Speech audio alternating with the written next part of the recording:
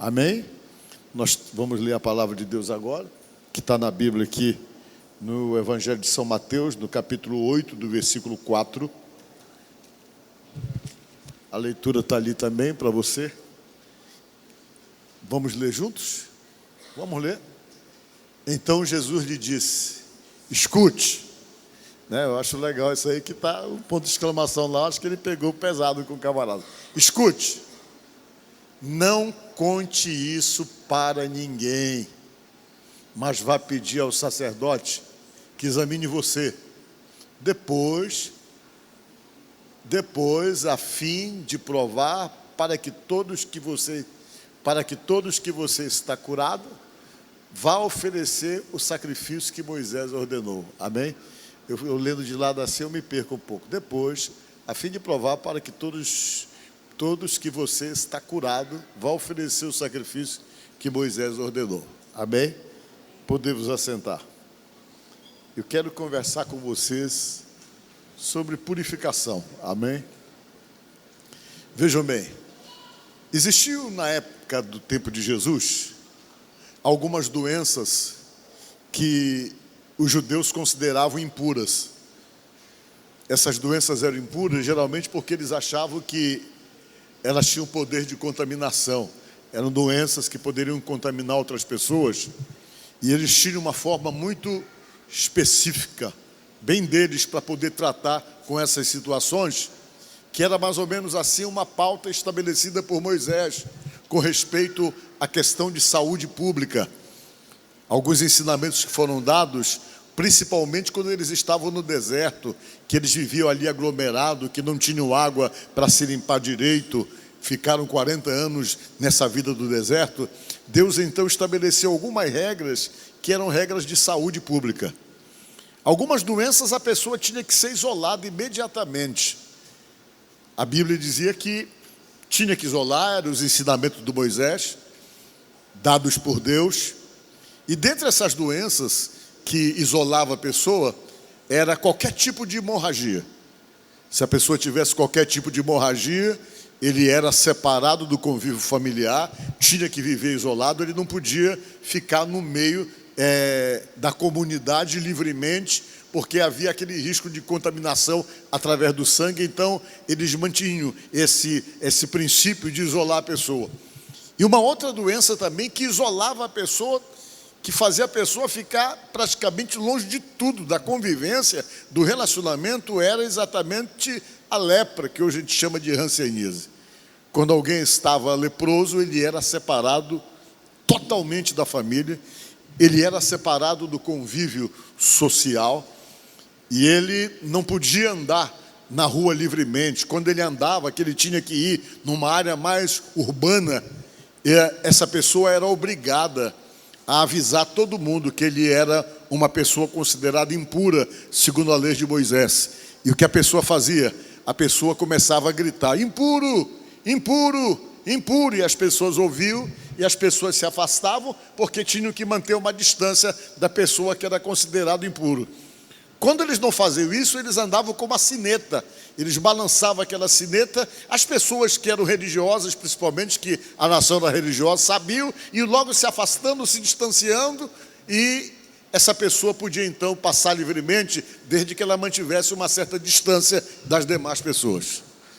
Geralmente eles moravam em lugares afastados.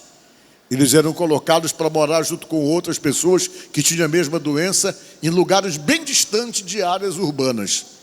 Eles eram proibidos de entrar no templo, eles eram proibidos de conviver com suas famílias, eles eram separados da família, e era uma situação muito humilhante, porque as pessoas ficavam criando discriminação e diziam que a pessoa que estava com aquela doença, que essa doença era consequência de pecado, e na verdade não era.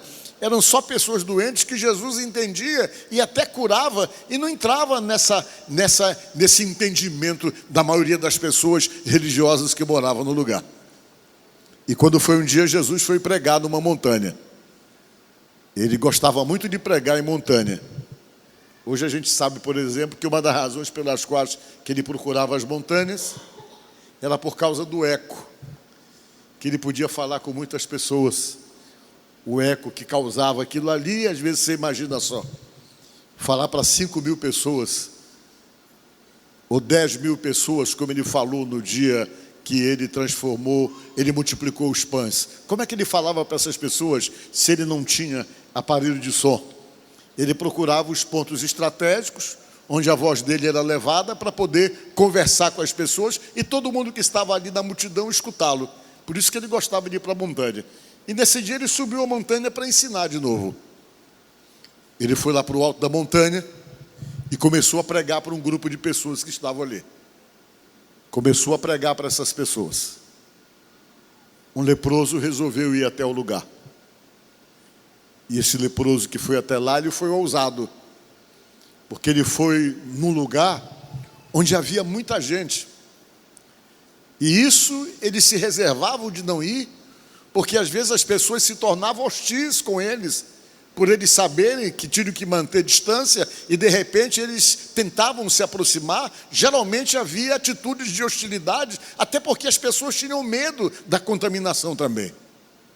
E ele chegou lá no lugar onde Jesus estava. Ele sabia do protocolo, sabia muito bem. Ele sabia que ele não podia tocar em ninguém e que ninguém podia tocar nele, porque qualquer pessoa que tocasse nele, a lei dizia que essa pessoa que tocava nele ficava impuro. E se ele tocasse alguém, a lei dizia também que essa pessoa que ele tocava ficava impuro. Isso era uma situação muito humilhante. Você imagina a pessoa com esse tipo de doença, o quanto ela sofria. Além da dor da doença, talvez a dor mais difícil era, sem dúvida alguma, a dor da discriminação. A dor do isolamento, do afastamento. Você saber que você não podia tocar em ninguém, que ao tocar nas pessoas, as pessoas sentiriam rejeição por conta disso.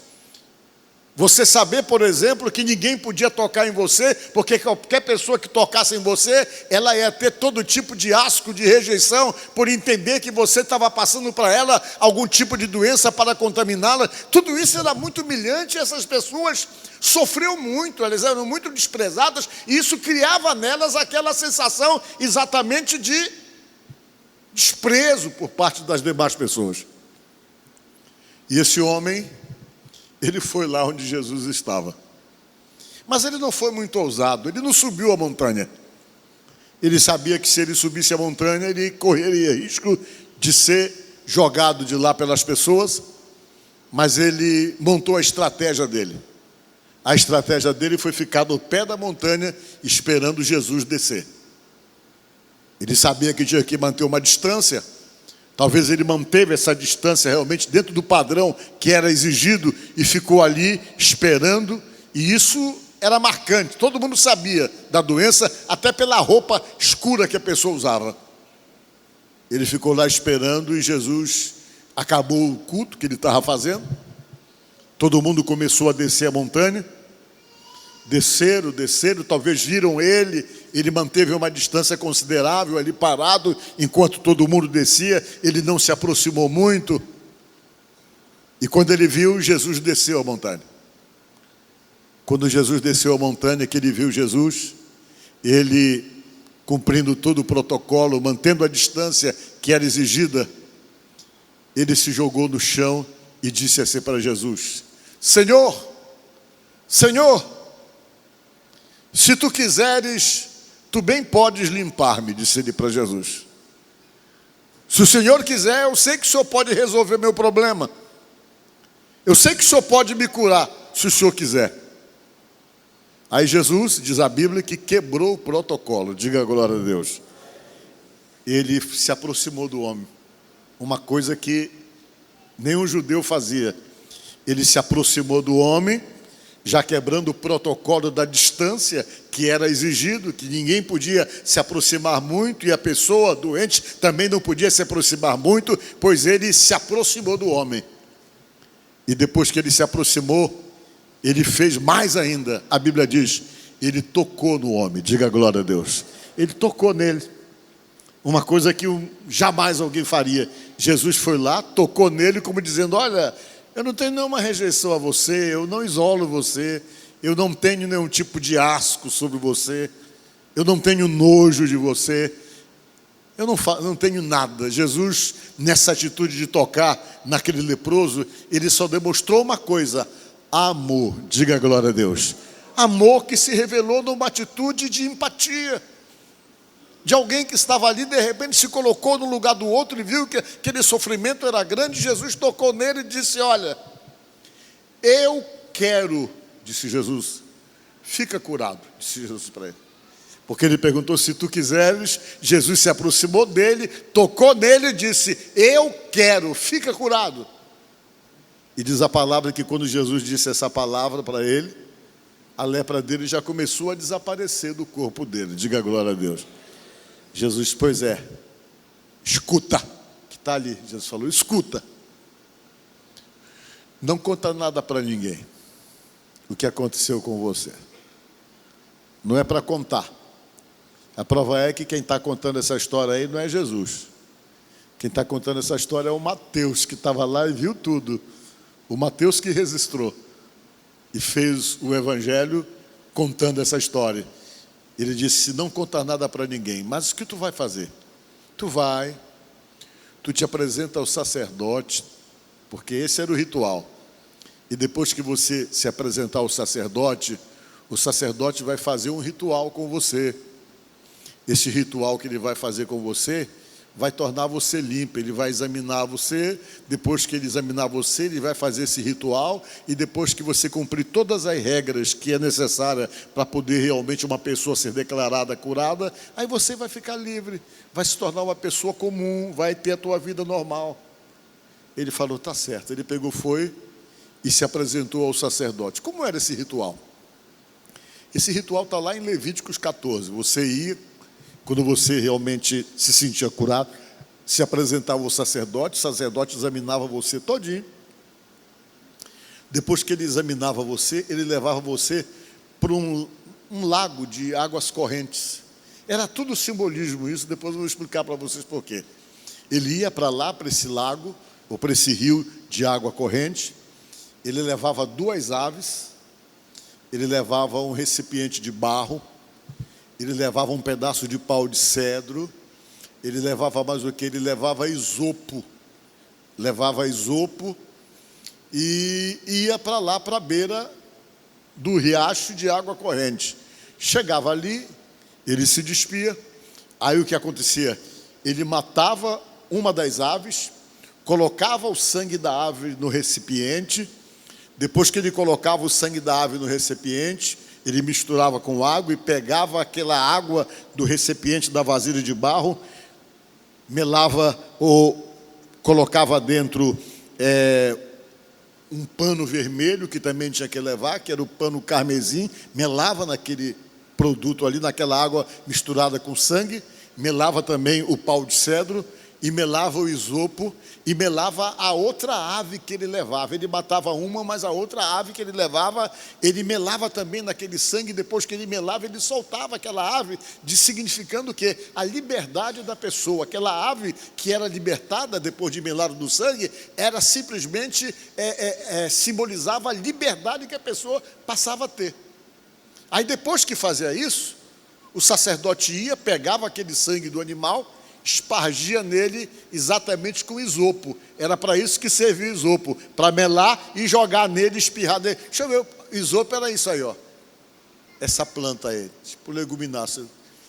Ele pegava isso aí, melava exatamente daquela água misturada ali com sangue, e depois jogava no corpo da pessoa. Jogava no corpo da pessoa e dizia que a pessoa estava livre. E depois que ele fazia isso, a pessoa ainda ficava uns 40 dias ainda sendo observado, ficava um tempo dormindo fora de casa, e ele se raspava todinho, fazia uma depilação completa da sobrancelha e de tudo do corpo, e esperava mais um tempo. Aí depois de um determinado tempo que cumpria, aquela pessoa estava livre. Ele saía do lugar distante onde ele vivia isolado, voltava para casa, voltava a morar em casa, voltava a conviver socialmente. Praticamente a pessoa se libertava de toda a situação que era imposta sobre ele em consequência das regras que tinham no lugar. Diga glória a Deus. Eles se libertavam. Por quê? Porque esse processo era um processo de purificação. O que é purificação? Purificação é quando você realmente decide se purificar. E essa prática era muito comum entre os judeus.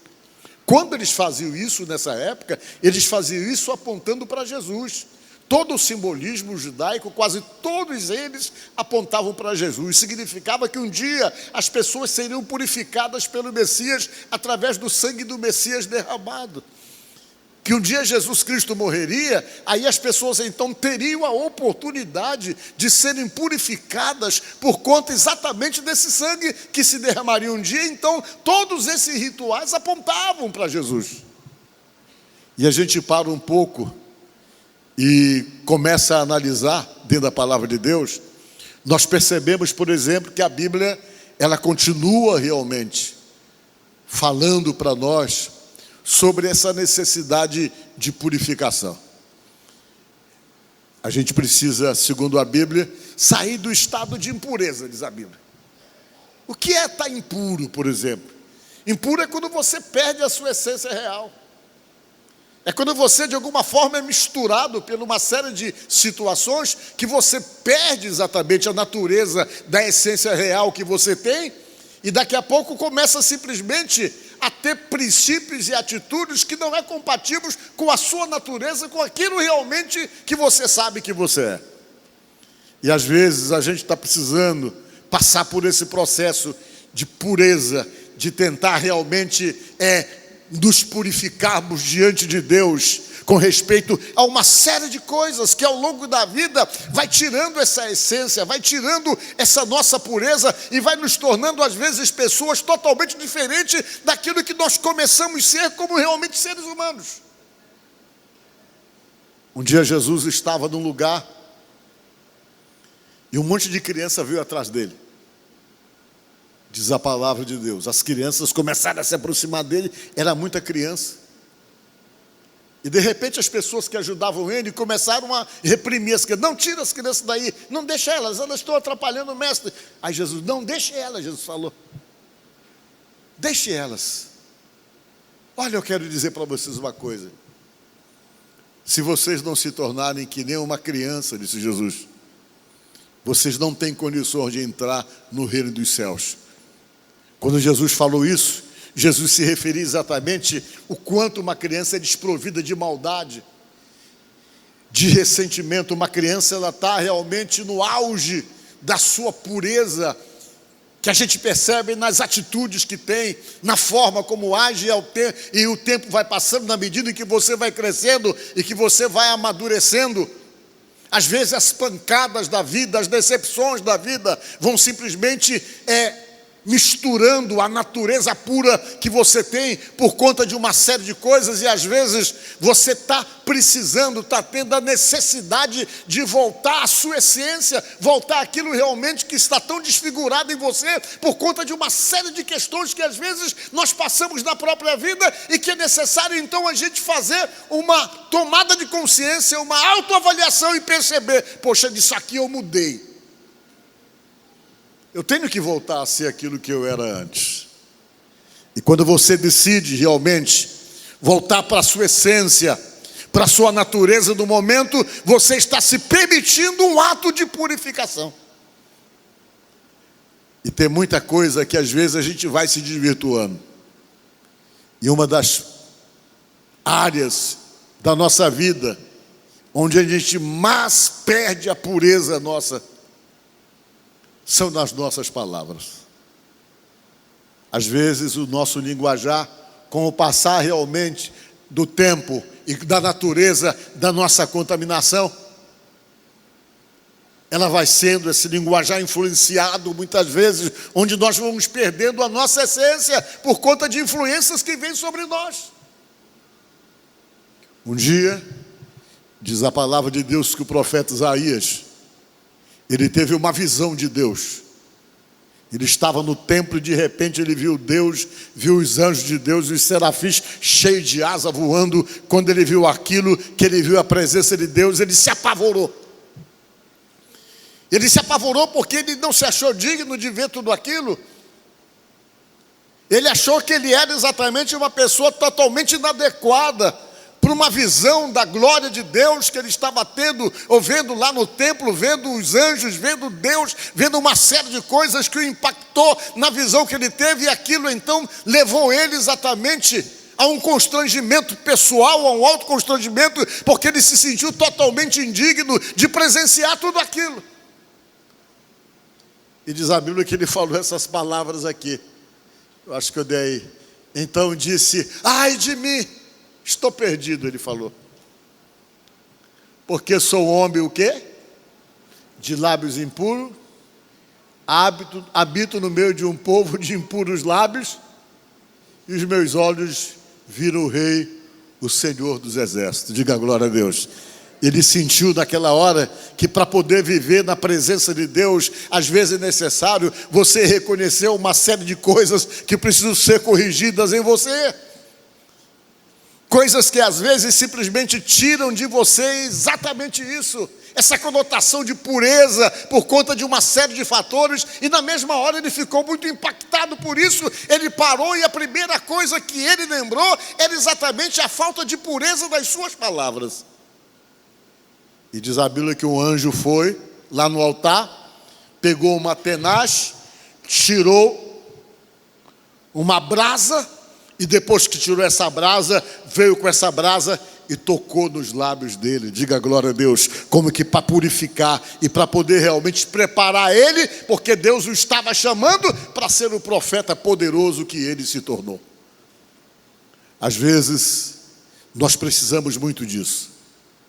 O tempo vai passando, a gente sai do estágio de pureza de criança para ter maldade no coração, para ter malícia, para permitir que determinadas palavras saiam da nossa boca, palavras essas que não edificam, palavras essas que simplesmente provocam um distanciamento de Deus da maneira como nós realmente não queremos. Às vezes a necessidade exatamente de permitirmos esse tipo de processo de purificação de Deus vem através do nosso reconhecimento e da nossa necessidade de reconhecer a necessidade de estar bem com Deus. E muitas vezes falo eu através daquilo principalmente que nós falamos. Às vezes a nossa boca se abre para a maldade, para ser implacável com pessoas, para denegrir imagens, para fazer tantas outras coisas. E toda essa natureza que às vezes a gente se permite, elas são naturezas impuras. Jesus falou que essas coisas não só são impuras, mas elas nos contaminam completamente. Nos contaminam completamente, tiram de nós essa essência de pureza. Por isso que a gente tem que vigiar as nossas palavras, tomarmos muito cuidado com as coisas que nós falamos, porque são nessas coisas que a gente vai perdendo a essência da pureza e vai realmente construindo uma situação de complicação espiritual para a nossa própria vida. Olha só o que falou Jesus. O que contamina, olha só. Digam comigo. Não é o que entra pela boca que faz com que alguém fique impuro. Pelo contrário, é o que sai da boca é que pode tornar a pessoa impura. Jesus falou isso porque os judeus, ainda por conta dessa questão relacionada de impureza, eles se tornaram muito legalistas com respeito à lei, e eles tinham uma série de imposições. Por exemplo, jamais um judeu comia sem lavar as mãos. Jamais. O entendimento de pureza com relação a eles fazia eles serem esmerados. Eles iam, comiam, lavavam as mãos, limpavam os pratos de uma forma esmerada. E até hoje, você vai em Jerusalém, em todo lugar tem piazinha para você lavar as mãos. Uma coisa cultural que se estabeleceu exatamente por conta desses princípios de purificação que existiam. E Jesus chegou com os seus discípulos, foram comer, e por um descuido, eles não lavaram as mãos. Aí o pessoal que era religioso, que seguia a regra da lei, chegaram com Jesus e falaram: ei, teus discípulos aí chegaram aqui, comeram, ninguém lavou as mãos. Como é que tu, sendo mestre de Deus, tu está permitindo isso aí? Olha aí. Alguém já foi com um tom de crítica para cima de Jesus. Aí Jesus chegou e largou essa aí. Olha, vocês são bobos. O que contamina uma pessoa não é o que entra pela boca dela, mas é o que sai. Por que Jesus falou isso? Porque ele sabia que eles estavam falando com os camaradas extremamente críticos. Os camaradas que costumavam aproveitar qualquer situação para acabar com a reputação das pessoas, como eles tentavam acabar e tentaram várias vezes acabar com a reputação de Jesus. E eles pegaram um gancho nisso aí para tentar criar uma situação de constrangimento para Jesus. E Jesus chegou e disse: olha, o que contamina é o que sai. Aí depois ele começou a enumerar as coisas que sairiam, que iam contaminar a vida de uma pessoa. Então, contaminação, às vezes, é aquele palavrão desnecessário, aquela palavra fora do tom, é aquela maneira, às vezes, de chegar e abusar verbalmente de uma pessoa com palavras que ofendam, que machuquem, que jogue a pessoa para baixo, que tire realmente a autoestima de alguém. E outras coisas mais que nós podemos falar que são geradores de complicações para a vida da gente. E você pode ver que geralmente nós criamos isso no momento em que nós crescemos como pessoa, nós ficamos maduros como seres humanos. Você não vê isso numa criança, por isso que Jesus falou: se não for que nem uma criança, não entra no reino do céu. Jesus falou, para tentar falar da inocência, da pureza, da necessidade de buscarmos isso para a nossa própria vida, de termos uma preocupação, mesmo na vida ativa que vivemos, corrida que vivemos, que determinados princípios estabelecidos pela palavra de Deus, de pureza, determinados princípios exatamente de atitudes compatíveis com alguém que anda com Deus, que está com Deus, que seja realmente uma prática comum na nossa própria vida, porque são exatamente essas coisas que vão nos identificar com Deus. São essas coisas que vão nos identificar com Jesus Cristo. Então, nesta noite, eu digo para vocês também que às vezes muitos dos nossos problemas estão diretamente ligados e associados com as coisas que nós permitimos impuras, que saem da nossa boca, e pela nossa rejeição à nossa verdadeira essência, para tentarmos seguir algum tipo de influência que vem sobre nós e que nos descaracteriza totalmente e tira de nós essa essência, que é a essência que pertence a nós.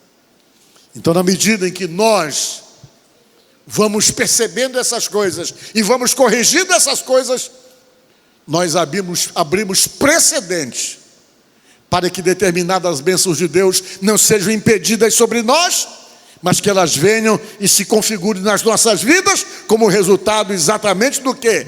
Do comportamento puro, onde você não rejeita a sua essência, mas permite que a essência de bondade, a essência de prudência, a essência de sabedoria estejam sempre aflorando em você e exatamente determinando as suas atitudes. Então, pureza, nesse caso aqui, foi necessário todo um processo, mas hoje nós melhoramos. Quando temos consciência dessa melhora, nós melhoramos quando reconhecemos que a nossa essência está totalmente falsificada, que de repente a natureza que está em nós não é a nossa, mas uma transformação, uma mutação causada por uma série de coisas acontecidas ao longo da nossa vida. E na medida que você vai corrigindo isso, você se torna uma pessoa melhor e, consequentemente, se torna uma pessoa mais abençoada. Amém? Pensa nisso. E que Deus possa abençoar você, abençoar a mim, a todos nós, e que possamos melhorar a cada dia. Amém? Que Deus te abençoe. Louvado seja Deus.